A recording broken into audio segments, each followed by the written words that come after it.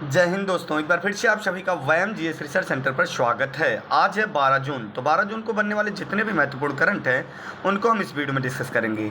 चलिए स्टार्ट करते हैं। तो पहला प्रश्न आपसे कह रहा है, भारतीय खाद्य सुरक्षा और मानक प्राधिकरण द्वारा चौथा राज्य खाद्य सुरक्षा सूचकांक में कौन सा राज्य शीर्ष स्थान पर है? तो याद रखेंगे, यहाँ पर प्रथम स्थान पर तमिलनाडु है। तो बात आई है तमिलनाडु की, तो आइए थोड़ी सी चर्चा हम लोग तमिलनाडु की कर लेते हैं।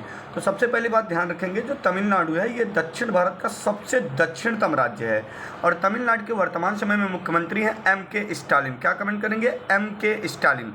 सभी बच्चे कमेंट करेंगे M.K. स्टालिन। और बात करते हैं जहाँ पर पूर्वी घाट और पश्चिमी घाट मिलते हैं वह कौन सा राज्य है? तो आपका जवाब हो जाएगा तमिलनाडु। और वह क्षेत्र क्या कहलाता है? नीलगिरी क्षेत्र। तो याद रखना, नीलगिरी क्षेत्र की सबसे ऊंची चोटी कौन सी है?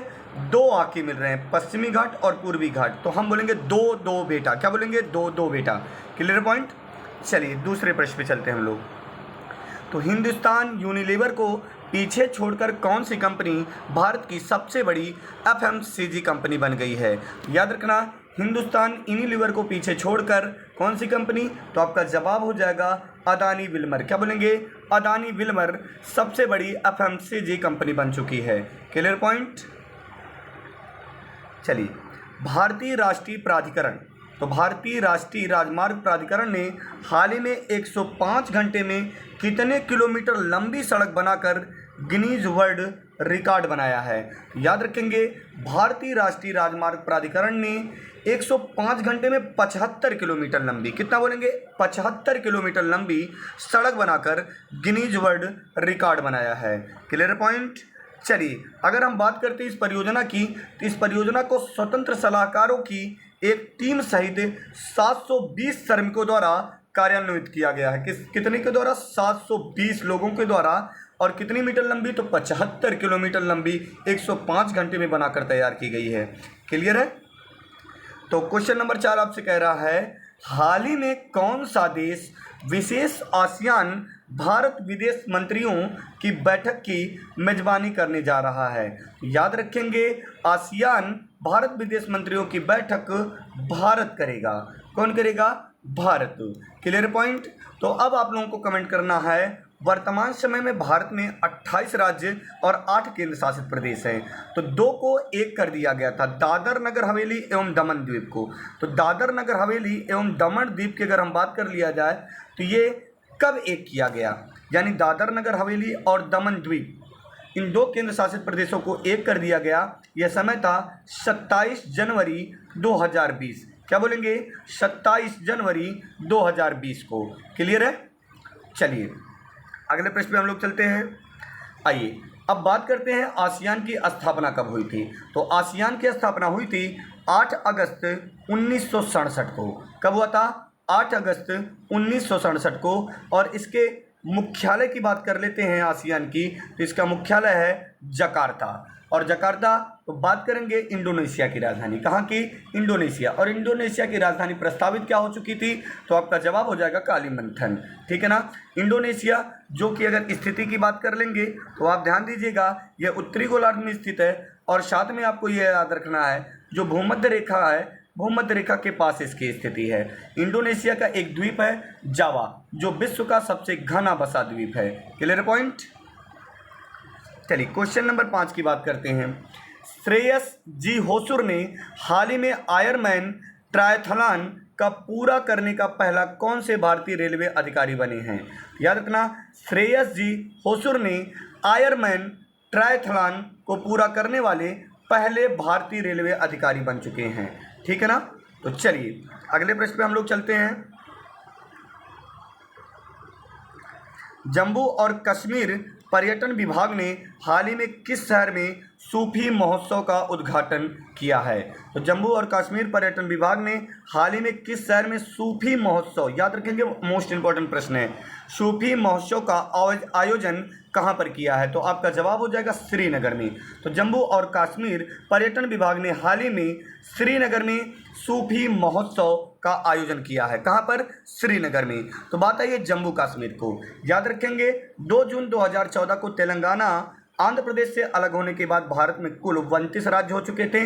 लेकिन याद रखना, 31 अक्टूबर 2019, कब? 31 अक्टूबर 2019 को जम्मू कश्मीर की धारा 370 अनुच्छेद 370 को समाप्त करके इसे केंद्र शासित प्रदेश में बना दिया गया और जम्मू कश्मीर को विभाजित करके 2 केंद्र शासित प्रदेश बना दिया गया। इस प्रकार वर्तमान की स्थिति में 28 राज्य और 8 केंद्र शासित प्रदेश हो चुके हैं। क्लियर है? एक बार पुनः रिपीट कर रहे हैं, सूफी महोत्सव। तो सूफी महोत्सव जम्मू कश्मीर पर्यटन विभाग ने हाल ही में कहाँ पर? तो श्रीनगर में आयोजन किया है। कहाँ पर? श्रीनगर में आयोजन किया है। चलिए क्वेश्चन नंबर 7 की बात करते हैं, अच्छे से देखेंगे, मोस्ट इंपॉर्टेंट प्रश्न है। संयुक्त राष्ट्र व्यापार और विकास सम्मेलन, किसकी बात कर रहे हैं? संयुक्त राष्ट्र व्यापार और विकास सम्मेलन द्वारा जारी रिपोर्ट के अनुसार 2022 में प्रत्यक्ष विदेशी निवेश प्राप्त करने में भारत का कौन सा स्थान है? तो संयुक्त राष्ट्र व्यापार और विकास सम्मेलन द्वारा जारी रिपोर्ट के अनुसार 2022 में भारत प्रत्यक्ष विदेशी निवेश करने में 7वां स्थान है। कौन सा स्थान है? 7वां स्थान है। तो यहाँ पर हमें ध्यान देने योग्य बात ये है कि प्रथम स्थान किसका है। ठीक है, भारत का तो 7वां नोट कर लिया आप लोग। अब याद रखेंगे तो अमेरिका 367 अरब डॉलर के साथ प्रथम स्थान पर है। क्लियर है? जबकि दूसरे स्थान पर चीन है और कुल 121 अरब डॉलर का इसने निवेश किया है। 367 का अमेरिका अरब डॉलर का इसने क्या किया? निवेश करने के साथ साथ प्रथम स्थान पर रहा, जबकि चीन 181 अरब डॉलर का निवेश करके दूसरे स्थान पर रहा। अगर हम बात करें हांगकांग की तो यह 141 अरब डॉलर के साथ तीसरे स्थान पर रहा, जबकि भारत 45 अरब डॉलर के साथ 7वें स्थान पर रहा। Clear point? अगर हम बात करें UNCTAD का मुख्यालय कहाँ पर है तो आपका जवाब हो जाएगा जिनेवा। जिनेवा अर्थात स्विट्जरलैंड। Clear point?